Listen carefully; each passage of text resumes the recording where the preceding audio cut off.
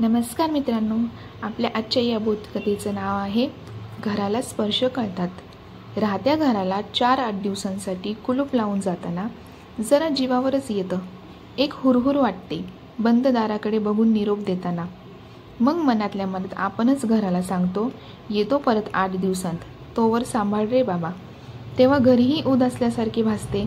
मग कधीकधी 8 दिवसांचे आणखीन 4-1 दिवस जास्तीचे घेऊन आपण जेव्हा परततो आणि आपल्या घराच्या दरवाजासमोर उभे राहतो, त्यावेळचे समाधान काही वेगळेच असते।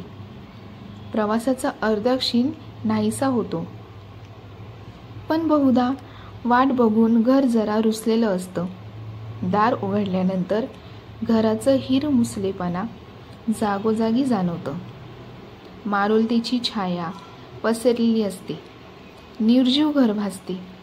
जाताना बदललेले कपडे, गडबडीत न धुतलेल्या कपबश्या, वह्या पुस्तके, खेळण्यांचा पसारा, आरशावर एक धुळीचा बारीक थर चढलेला असतो।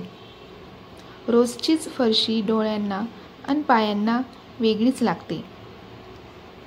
फ्रीज उघडल्यानंतर उरल्या सुरल्या भाज्या, कढीपत्ता, कोथिंबीर, टोमॅटो व इतर येणारा दर्प, सिंक, वॉश बेसिन, बाथरूम सुकून गेलेले असतात।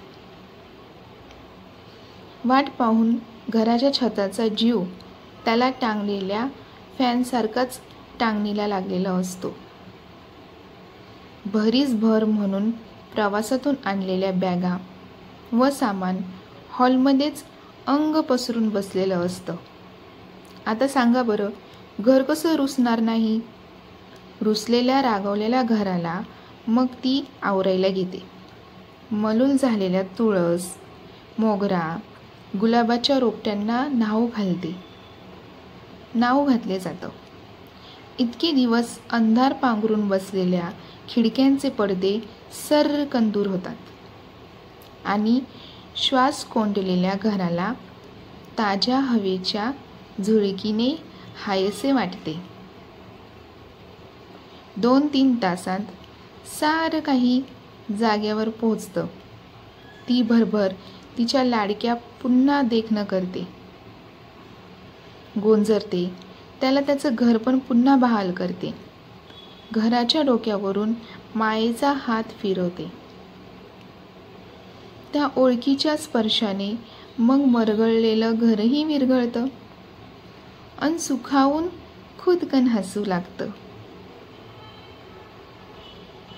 घराला स्पर्श कळतात?